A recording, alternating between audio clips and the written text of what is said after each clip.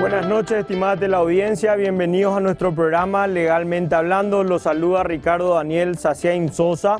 Hoy contamos con invitados internacionales, doctores en el derecho proveniente de nuestro vecino país, Brasil. Contamos con la presencia del doctor Gilson Bonato. Buenas noches, estimado doctor, ¿cómo está usted? Bien. Con la doctora Isabela Simões Bueno. Buenas noches, estimada doctora, ¿cómo está usted? Buenas noches, muy bien, gracias. Hoy estaremos hablando del monitoramiento electrónico, de la experiencia que tuvieron en el Brasil. Es un tema muy sonado hoy en día y que se está tratando de implementar en el Paraguay. Creo que va a estar saliendo el decreto reglamentario en breve, por lo menos así lo habían prometido las autoridades. Estimado doctor Gilson, ¿cuál fue la experiencia que tuvo el Brasil con la implementación del monitoreo electrónico de los reos? Sim. Boa noite a todos. A experiência que tivemos no Brasil, ela foi muito positiva, porque com a utilização do monitoramento eletrônico, baixou o número de pessoas que antes estavam presas, encarceradas e agora podem cumprir uma pena ou uma medida cautelar fora da prisão. Claro. Primero que nada, disculpe doctor, porque no le pedí una introducción de usted en el derecho para que nuestro público pueda saber quién es usted. Si nos puede dar, por favor, una introducción suya. Sim, eu sou graduado em Filosofia e em Direito, possuo mestrado e doutorado também em Direito e fiz um estágio de pós-doutoramento na Universidade de Coimbra, em Portugal, e atuo como professor universitário e também como advogado. Excelente, mi querido doctor. Entonces, ahora volvemos al tema del monitoreo electrónico. Entonces, es un sistema que a la gente le permite salir a trabajar, poder cumplir con sus cosas. O sea, las ventajas que tiene, ¿cuáles serían? Sim. O monitoramento eletrônico consiste num mecanismo em que é possível saber onde a pessoa se encontra naquele momento. Então, é uma forma de o Poder Judiciário saber exatamente com precisão onde a pessoa está e poder saber se ela está cumprindo ou não aquela determinação judicial. Claro, la medida judicial, por ejemplo, como la restricción de acercarse a una cierta persona, toda esa parte. Doctor, cuando se implementa esto en el Brasil, ¿en qué año fue más o menos? Nós tivemos duas alterações na legislação brasileira. Em 2010, houve uma previsão legal da possibilidade do monitoramento para aquelas pessoas que já estão cumprindo penas, condenados já com o cumprimento da pena. E em 2011 houve uma reforma no Código de Processo Penal, onde, como medida cautelar, foi introduzido também o monitoramento eletrônico. Então, hoje nós temos o monitoramento eletrônico tanto para pessoas que já estão cumprindo a pena, como para pessoas que estão cumprindo uma medida cautelar, estão sendo investigadas ou estão sendo processadas e é necessário que elas estejam sob o olhar da justiça. ¿Existe algún tipo de estudio donde hable de la efectividad de este tipo de servicio, monitoramiento a favor del reo, en la cual haya sido su utilización positiva en el Brasil? Sim, antigamente no Brasil nós só tínhamos duas possibilidades. Quando uma pessoa cometia um crime e era presa, ou o juiz mantinha essa pessoa presa no presídio, Sim. ou tinha que deixá-la totalmente em liberdade. Não existia um meio termo, uma medida que não fosse tão pesada quanto uma prisão. O sea que era o prisión o libertad. Ou libertar. La parte de prisión preventiva en el hogar, Sim. claro, pero estar ahí, quedarse ahí Sí. continuamente. Lo que hacen las tobilleras electrónicas es que ellos puedan salir. Sim. Em 2011, como disse, houve uma reforma no Código de Processo Penal e o legislador criou várias medidas que deixavam o investigado, o processado, sob o olhar da justiça, mas não precisava necessariamente estar preso. Nós temos outras medidas, por exemplo, a entrega do passaporte. Se o juiz não quer que essa pessoa deixe o país, ele não precisa deixá-la presa. Ele pede que ela deposite na justiça o seu passaporte. Outros casos em que não é conveniente, não é apropriado que a pessoa se aproxime de outras pessoas. Então o juiz coloca uma medida em que ela está proibida de se aproximar, principalmente nos casos da nossa chamada Lei Maria da Penha, que protege as mulheres de agressões por parte de maridos, do esposo. O juiz não precisa deixar essa pessoa presa. Ele proíbe que ela se aproxime da casa, do trabalho da sua esposa. Se ela não cumpre essa medida, então sim, ela pode ser presa. Temos casos também de prisão domiciliar, em que o juiz entende que aquela pessoa não precisa ficar no presídio. Então determina que ela fique presa, cumpra aquela determinação na sua própria casa. E o monitoramento eletrônico auxilia o juiz para controlar se ela está cumprindo ou não essa medida. Então, dentre todas essas medidas, temos em torno de 10 medidas entre a prisão e a liberdade. Uma delas é o monitoramento eletrônico.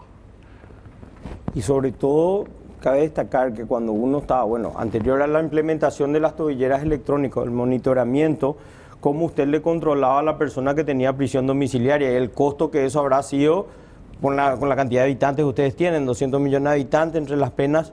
O sea que me imagino que bajó el costo de lo que es la prisión preventiva, cómo se hacía antes de la implementación de esta medida. Pregunto por qué, doctor, porque nosotros todavía no lo implementamos, entonces queremos saber cuál fue la experiencia de ustedes en el desarrollo. Sim, a experiência é muito positiva, ela tem várias vantagens. Uma delas é exatamente desafogar os presídios. Os presídios brasileiros têm superlotação e nem todas as pessoas precisam estar presas. Muitas pessoas podem ter uma medida não tão pesada como uma prisão. Então, o monitoramento ele fez com que diminuísse a necessidade de novas pessoas serem presas e colocadas dentro de um presídio. E tem também a questão do custo. Né? Claro. Todos sabemos que a manutenção das pessoas no presídio tem um custo muito elevado. Toda a estrutura ela é muito cara, né? E com o monitoramento eletrônico isso diminui bastante. Aproximadamente hoje no Brasil a manutenção de um preso custa em torno de R$2.000, R$2.500 por mês, o que daria 3 milhões de guaranis por mês. Por preso que pagamos los contribuyentes. Sim. Um monitorado eletronicamente custa 10% desse valor, cerca de R$200, 300 mil guaranis. Então o custo é muito menor. Além do que tem a questão da ressocialização, ou são duas questões. Quando se coloca um preso, uma pessoa no presídio, você está tirando ela do convívio social. Claro. Está tirando ela da sua família, do meio social, do seu trabalho, das suas relações. E quando você tira essa pessoa do presídio, tem um outro problema que é ressocializar essa pessoa. Assim porque mesmo. Há um estigma, né, para conseguir novamente trabalho, uma ocupação, as suas relações sociais. E essa pessoa, não entrando e não tendo depois que sair do presídio, além da questão econômica, tem toda essa questão social. E claro que esse monitoramento eletrônico não pode ser utilizado em todos os casos. Temos que ter critérios para saber quem tem direito a esse monitoramento, quem tem direito a ficar fora do presídio. Claro, recordemos, como yo siempre digo, nosotros somos un programa didáctico y diferente. Todas las personas están hablando de cómo implementar el sistema de monitoreo electrónico por tobilleras en el país, que es más que necesario. De hecho, en su momento yo lo había ofrecido ya en el 2018, creo que después vino el COVID y no pudo darse. También tuve la suerte de conocer Spacecom, la empresa de tornozeleiras que está en Curitiba, que era muy bueno, una estructura muy grande, pero sobre todo debemos hablar de los beneficios de la implementación y poder surtirnos, ¿verdad?, de experiencias de países como Brasil, donde su población presidiaria es muchísimo mayor que la nuestra, y ver cuál fue la experiencia de ellos. Como dice el doctor Gilson, no se le puede dar a todos, está entre la parte de delitos, creo que la parte de crímenes no puede aplicarse, pero sobre todo tienen beneficios que pueden verse a simple vista. El costo que tenemos que pagar nosotros los contribuyentes de lo que sale cada peso, o sea, cada preso, perdón, y que básicamente implica un 10% de ese costo en el Brasil. Me imagino que acá también va a ser similar o parecido. El trabajo para la persona, porque la persona que cuenta con esta medida, con este monitoramiento, puede asistir a su trabajo, por supuesto que va a tener limitaciones de horario y demás, pero también un punto muy importante que es no romper el vínculo familiar y el estigma de haber estado preso, porque convengamos que la ley lo que busca es la reinserción del reo a la sociedad, pero como dice el doctor Gilson, muy bien lo manifestó, crea un estigma el haber estado preso. O sea, nadie después, o es muy difícil volver a conseguir trabajo o volver a reintegrarse con su propia familia. Entonces tenemos muchos beneficios que se encuentran a simple vista, por lo tanto yo creo que es algo que ya deberíamos estar implementándolos en el Paraguay. Nos está diciendo el doctor que en Brasil tuvieron buenísima experiencia y mi querido doctor, si podemos acceder a ese estudio que haya dado los beneficios de la implementación del monitoreo, le voy a agradecer muchísimo para poder mostrarlo también a nuestras autoridades en el Paraguay. Doctor, en la protección de las víctimas de violencia familiar, en esta lei que usted hizo, ¿nos puede describir, por favor, más o menos de qué trata essa lei? Sim, nós temos a legislação chamada Maria da Penha. Sim. Maria da Penha foi uma senhora que sofreu com violência doméstica e que inspirou o legislador brasileiro a criar uma legislação própria de proteção às mulheres dentro do ambiente familiar. Então, quando existem relações de parentesco, de afetividade, quando um homem comete um crime e cuja vítima é a mulher, existe uma proteção especial para ela. Porque todos nós sabemos a dificuldade que existe, muitas vezes, na punição de pessoas do ambiente familiar. Muitas vezes, a própria mulher, por questões econômicas, por pressão, acaba querendo tirar aquela denúncia que ela fez, por pressão do próprio marido. Então, se criou uma legislação própria, especial, com um juízo especial, para proteger efetivamente as mulheres quando são vítimas dessas agressões. E as medidas que são tomadas muitas vezes são mais graves para o réu do que efetivamente quando se comete um outro tipo de crime, porque há uma necessidade maior de proteção realmente das mulheres, porque tem toda uma questão histórica, uma questão cultural, né, pela qual perpassa esse problema. E na questão da vítima, da violência contra a mulher, nós temos então, o juiz sempre tem a opção de deixar o marido, o homem que cometeu o crime preso, ou também ele pode utilizar dessas outras medidas. Então, fica sempre a critério do Poder Judiciário saber qual é a medida mais efetiva. E dentro disso temos lá o chamado botão do pânico, que é um sistema de proteção da vítima em que a mulher tem um aplicativo no seu telefone, ela baixa um aplicativo e ele fica conectado diretamente à polícia. Então, você faz uma conexão e quando essa mulher se sente numa situação de ameaça, numa situação de perigo, ela pode acionar esse botão e fazer com que a polícia imediatamente saiba que o seu agressor pode estar voltando para uma nova agressão. Entonces, en el sistema monitoreo está monitoreada la víctima y el agresor. Sí. O sea que ambos tienen, la policía tiene acceso a ambas ubicaciones. Sim. O monitoramento eletrônico, ele existe nos países de várias maneiras, né? Nós temos a chamada pulseira, que nós não usamos no Brasil, mas tem países que usam uma pulseira. Existe a tornozeleira, a tobilheira, né? Tobilheira. Existe também um cinto que pode ser usado. Isso eu não sabia. E existe um microchip que pode ser implantado no corpo da pessoa. No Brasil, usamos somente a tobilheira, por enquanto, que é o que nós temos lá. Mas são várias as formas de monitoramento. E essa tornozeleira, ela é um aparelho, né, que é acoplado, introduzido no tornozelo da pessoa. Ele não pode romper, não pode tirar. ele tem que ser carregado sempre, como se fosse como um celular. Como um celular. Ele tem que todo dia carregar na tomada e ele tem a obrigação de, primeiro, deixar, não romper, não mexer no aparelho, deixar ele sempre carregado e ele funciona por um sistema de GPS. Então ele emite sinais para o satélite e existe uma central que está monitorando 24 horas por dia aquela tornozeleira. Qualquer alteração na tornozeleira emite-se já um sinal no sistema e o setor de monitoramento já sabe que efetivamente aquela pessoa ou não carregou, ou rompeu, ou fez alguma coisa errada. Então já é possível detectar isso e a polícia ir atrás da pessoa. Bueno, eso también hay que destacar. Lo que hace la tobillera es el monitoramiento.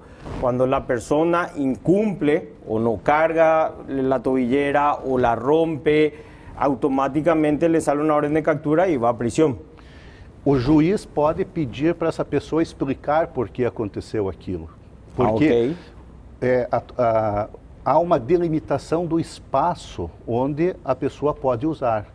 Se o juiz determinou uma prisão domiciliar e, junto com ela, a tobilheira, isso significa que aquela pessoa não pode sair da sua casa. Mas o juiz também pode determinar que ela tenha um espaço maior para se locomover. Então o juiz, se fosse aqui em Assunção, ele poderia pôr a tobilheira numa pessoa e dizer que ela pode andar, se locomover por toda a cidade de Assunção. Então no monitoramento sabe que aquele é o espaço que ela pode caminhar, sair. Se ela sai de Assunção, o sistema já sabe que ela cometeu um erro. Mas antes de o juiz tirar a tornozeleira e mandar a pessoa para a prisão, ele pede uma justificativa.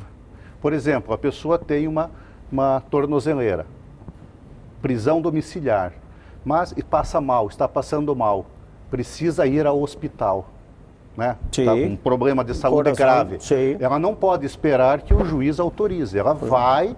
A tobilheira vai acusar que ela saiu de lá, mas ela pode ter uma justificativa. Claro. Se ela não tem uma justificativa, então aí sim o juiz pode retirar essa medida e impor uma medida mais grave, que é a própria prisão.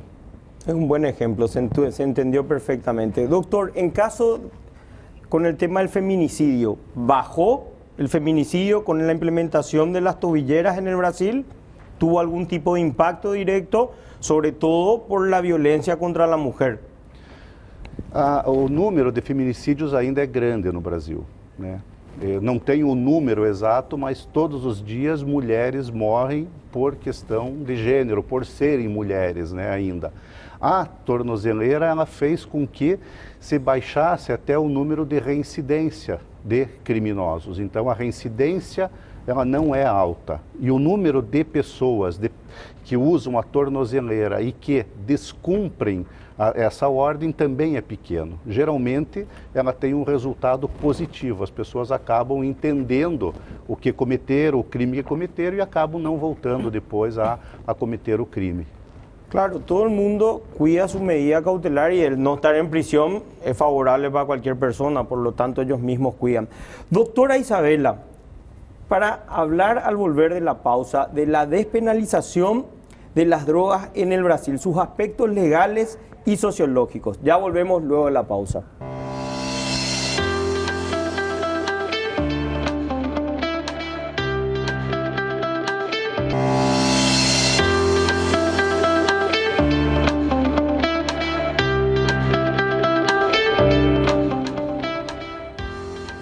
Seguimos nuestro programa Legalmente Hablando.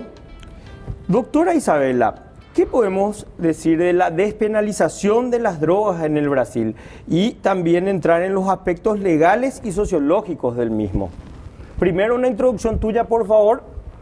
Boa noite, meu nome é Isabela Simões Bueno, eu sou doutoranda em Filosofia na Universidade Federal do Paraná, no Brasil, nos aspectos de filosofia política contemporânea e também aspectos éticos em relação ao estudo da filosofia.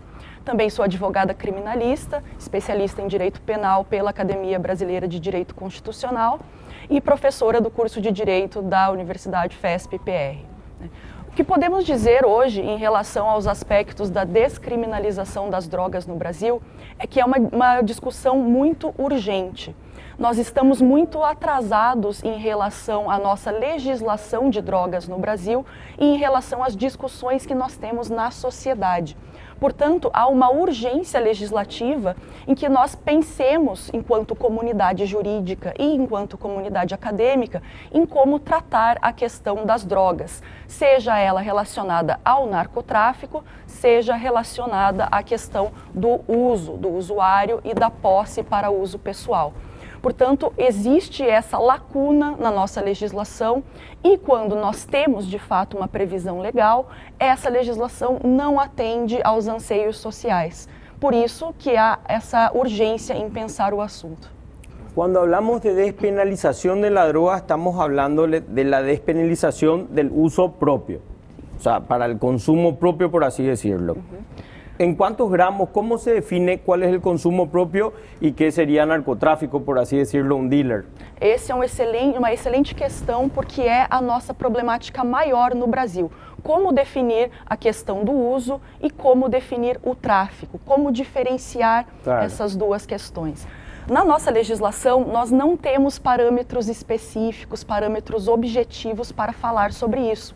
Então, existe uma certa discricionariedade do Poder Judiciário em decidir o que é uso e o que é tráfico. Claro, existem alguns aspectos que podemos levar em consideração, como, por exemplo, o plantio em casa, né, de plantas de marihuana, por exemplo, contatos no telefone celular, que podem indicar uma traficância, balança de precisão para pesar as substâncias. Tudo isso pode levar a induzir o julgador a pensar numa questão de traficância.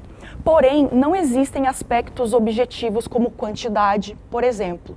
E essa é uma discussão atual no Brasil, na qual se propõe atualmente que seja um limite de 25 gramas a 60 gramas de marihuana, consideradas como posse, né, possessão, para o uso pessoal, né? Acima disso poderia ser considerado o tráfico. Claro que esses limites são maleáveis, dependem desses outros fatores que eu citei anteriormente, mas se sugere essa quantidade de 25 a 60 gramas ou possuir 6 plantas femininas, fêmeas, de marihuana em casa, que são aquelas que produzem a substância entorpecente, né? São as fêmeas, as plantas femininas.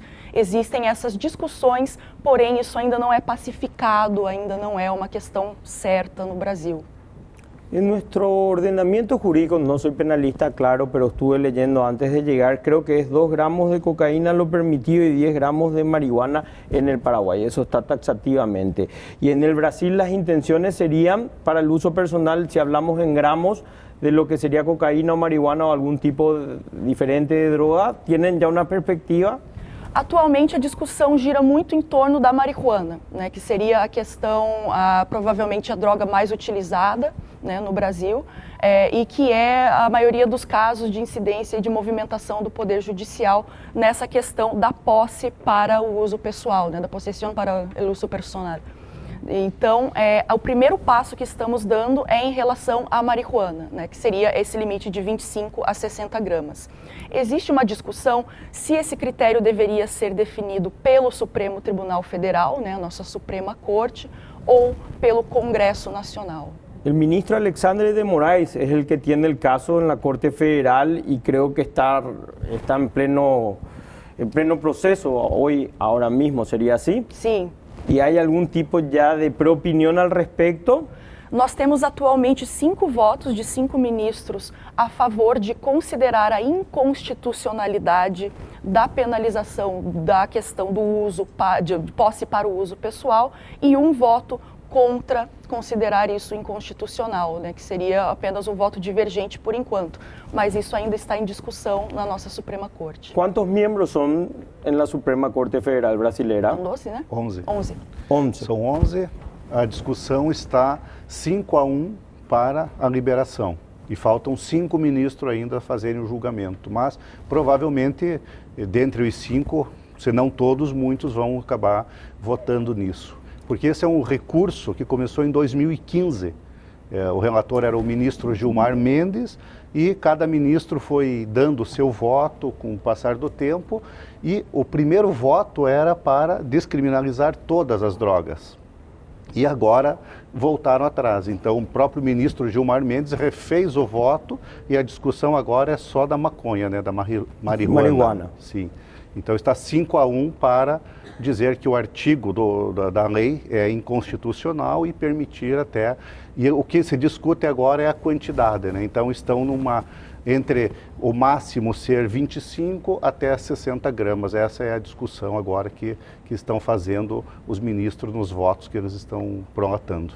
O sea, si uno tiene esa cantidad de 25 a 50, se tomaría como consumo propio, no tráfico. Sim, de 0 a 25 ou pode ir de 0 até 60. O que eles estão fazendo a discussão é qual seria o limite máximo para se considerar traficante ou usuário. E claro que tem uma outra questão, porque não é só a quantidade que define se a pessoa é usuário ou é o traficante. Eu posso ter 1 grama, 5 gramas e estar vendendo, dando para uma outra pessoa, e isso vai caracterizar o tráfico. Mas se uma pessoa é encontrada na posse de até 25 ou até 60, conforme for decidido, sim, e não tiver nenhum indício, nenhum indicativo que ela está traficando, ela vai ser considerada usuário. Mas se a autoridade policial verificar que, mesmo com essa quantidade, ela está praticando um ato que configure tráfico, ela pode ser presa pelo tráfico. Eso es un buen punto. Doctora Isabela, ¿qué pasa hoy con la persona que está en la calle con 20 gramos de marihuana? Está en la calle, la agarra la Policía Federal y tiene en posesión 20 gramos de marihuana. Vai depender de onde está situada essa rua dentro da nossa cidade. Se nós estamos falando de uma rua nas periferias das cidades, a abordagem policial é feita de uma forma. Se nós estamos falando de uma região economicamente mais abastada na nossa sociedade, na nossa cidade, a abordagem é outra. Isso porque existe uma tentativa de criminalização das pessoas periféricas, das pessoas mais pobres no Brasil, e um dos grandes tipos penais que nós temos para isso é a questão da nossa lei de drogas, ou seja, tanto da posse para uso pessoal quanto do próprio tráfico de drogas. Portanto, esses tipos penais são utilizados a fim de criminalizar essas pessoas periféricas dos nossos centros urbanos. Isso não acontece da mesma forma, eu devo dizer, ser bem honesta para vocês, isso não acontece da mesma forma dentro das comunidades mais economicamente abastadas. Significa dizer que as pessoas mais ricas não usam drogas ou não estão envolvidas com drogas? Não. Significa dizer que existe uma intenção do Estado em punir as pessoas mais pobres e também a população negra no Brasil. Perdón, ¿la población? Negra. Ah, ok. O sea, esa diferencia existe todavía, o sea, todavía hay esa parte de racismo, por así decirlo. Sim, o racismo é um dos grandes marcadores sociais de diferenciação dentro do Brasil. Nós temos um racismo dentro do sistema de justiça criminal muito proeminente em relação à população negra no Brasil. Nós temos hoje, dentro do nosso sistema carcerário, 67% de pessoas que se auto-intitulam negras ou pardas. Então, existe o que nós chamamos de uma seletividade penal que pune com mais proeminência as pessoas negras no Brasil. Pensé que eso ya era cosa del pasado, no... Gostaríamos que fosse, mas infelizmente ainda é uma realidade muito forte no Brasil, não somente no sistema de justiça criminal, mas na sociedade brasileira como um todo. Hoje nós temos o jurista Silvio Almeida, que é nosso ministro de Direitos Humanos atualmente. Ele tem um termo chamado racismo estrutural. Não é um termo que ele cunhou, mas é um termo que ele popularizou. E o racismo estrutural marca essa diferenciação da população negra, ex-escravizada no Brasil, que atualmente ainda sofre com os resquícios dessa mentalidade racista que nós temos. ¿Y el término en sí de negro está penalizado en el Brasil al utilizarlo o não? Não temos uma penalização para a utilização do termo negro, né? Existe, por exemplo, a possibilidade de se falar em afrodescendentes também. Sim. Mas nós temos, na história da nossa legislação penal no Brasil, a tentativa de criminalização de práticas da população negra. Aí sim, como por exemplo a própria capoeira, né? Uma expressão Sim. de artes marciais e dança da comunidade africana. Nós temos a penalização da capoeira no nosso Código de 1890. Claro, não está mais em vigor, mas só para relembrar todo esse histórico de criminalização, tanto das religiões de matriz africana, quanto da cultura afro em si. Doctor Gilson, ¿qué opina usted o cuál creería usted que serían las ventajas de la despenalización de la marihuana en el Brasil? ¿Qué ventajas traería? Sim. Hoje, nós já sabemos que não existe na legislação uma pena privativa de liberdade. O artigo 28 da Lei de Drogas, ele não traz mais a pena privativa de liberdade. Então, se a pessoa é encontrada numa situação como usuário, ela é convidada, é levada para ter palestras, para ter uma recuperação depois. Já não existe mais a prisão para essas pessoas. O que está agora se discutindo é realmente descriminalizar, né? Que já não existe a pena, já é despenalizado. Agora quer descriminalizar, tirar isso da lei de drogas e tirar isso da justiça criminal. E claro que pode haver um outro tipo de penalização em outra esfera do direito. Né? Tem países que tem uma multa, tem outro tipo de penalização, mas já não é mais um problema da justiça criminal.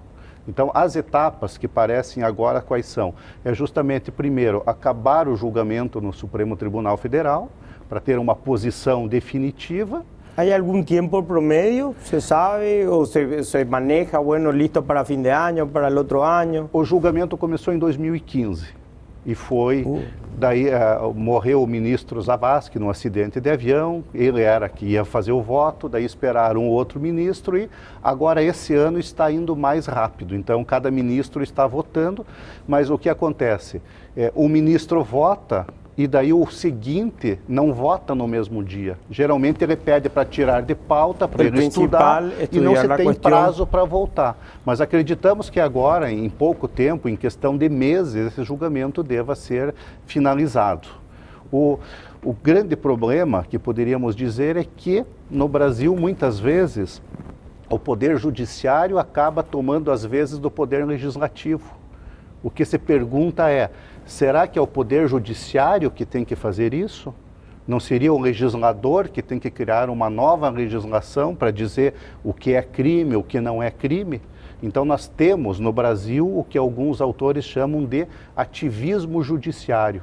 Os juízes, e nesse caso a Suprema Corte, muitas vezes toma o papel do legislador para acertar questões da sociedade que por demora o legislador não o fez. Então, por exemplo, também essa questão, será que cabe ao judiciário dizer quantos gramas é crime ou quantos gramas diferencia o usuário do traficante, ou seria papel do poder legislativo?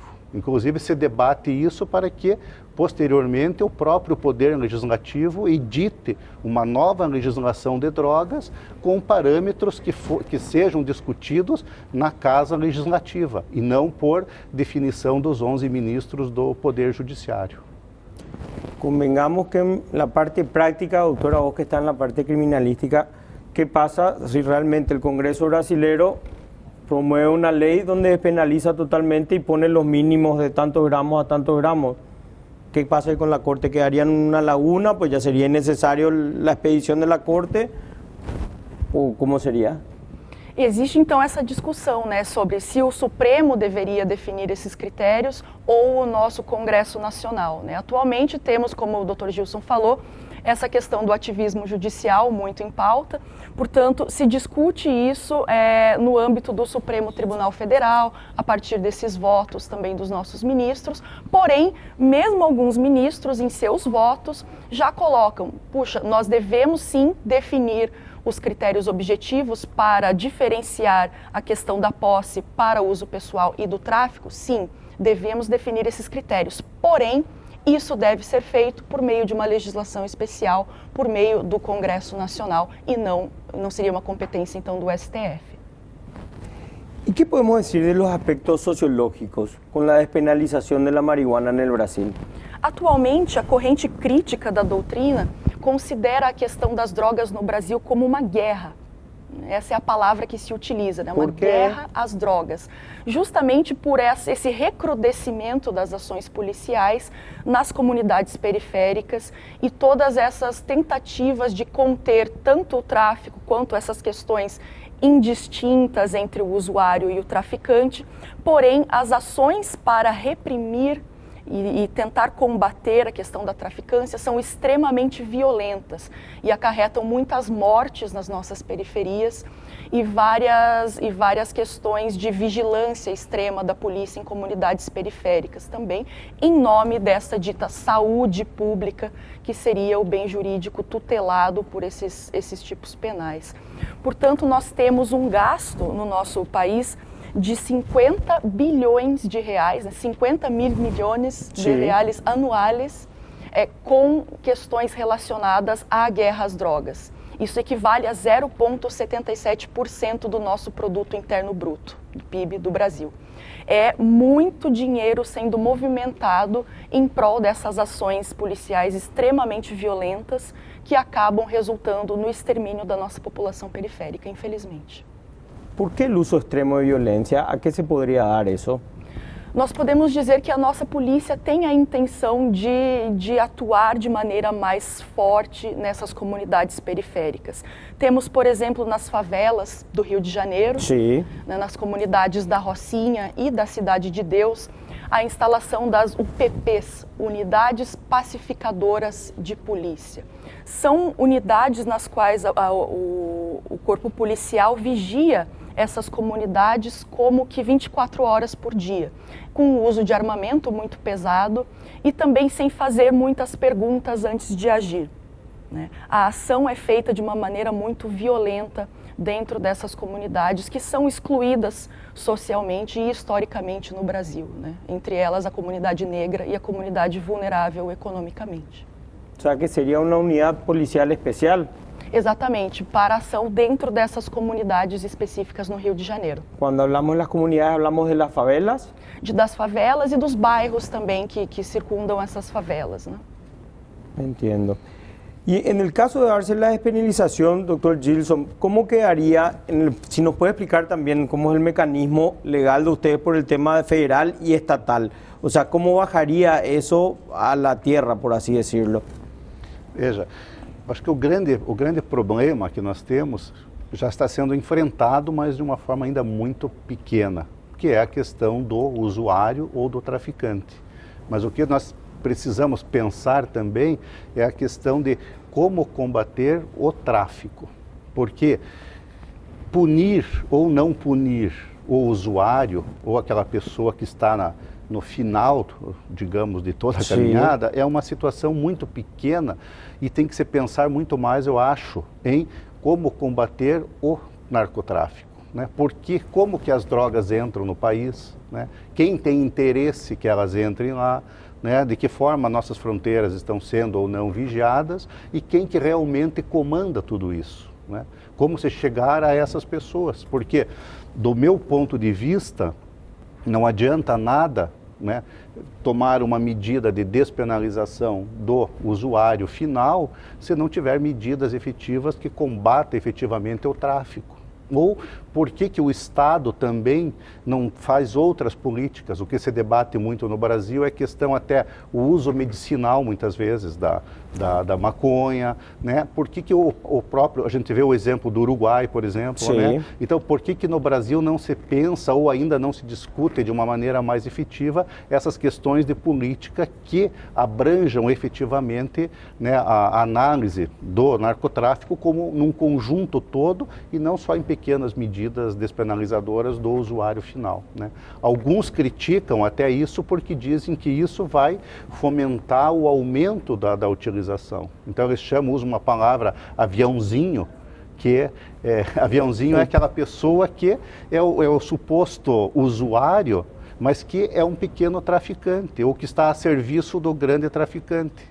Então, se libera hoje, segundo alguns, até 50, 60 gramas, essa pessoa que se passa por usuário pode não ser usuário, mas é um micro que pode estar distribuindo para os outros. E se for apreendido, se for preso, ele pode se passar por usuário. Então existe uma crítica também nesse sentido.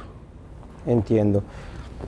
Doctora Isabela, a ver, voy a reformular mi palabra. En el sistema jurídico ustedes tienen las partes, las leyes federales y las leyes estatales. Si nos puede comentar un poquitito de cada una, de cómo se implementan y también, por favor, decirnos si se despenaliza el uso de la marihuana, ¿cómo se va a aplicar eso a nivel federal o estatal o cómo seria? Atualmente a discussão é feita em nível federal, né? Então nós temos uma legislação para todo o país em relação à questão das drogas, né? Como o nosso Supremo Tribunal Federal também está discutindo essas questões, considera-se isso a nível federal mesmo, então seria aplicado da mesma forma em todos os estados do país. Ok, entonces estaríamos hablando de que despenalizarse, si se despenaliza por el Supremo Tribunal, ya corre para todo el país, todos los estados deben acatar. Ok, debemos ir a una pausa, pero ya volvemos.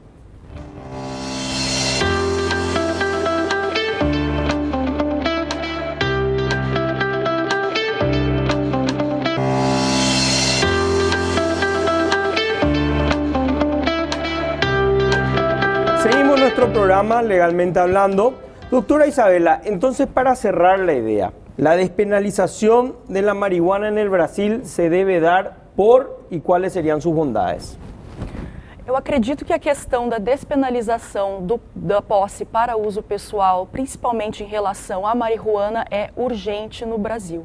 Justamente porque nós temos todo esse histórico, né, social que comentamos durante o programa, de criminalização do uso dessa substância, muito atrelada à criminalização também da população pobre, periférica e negra.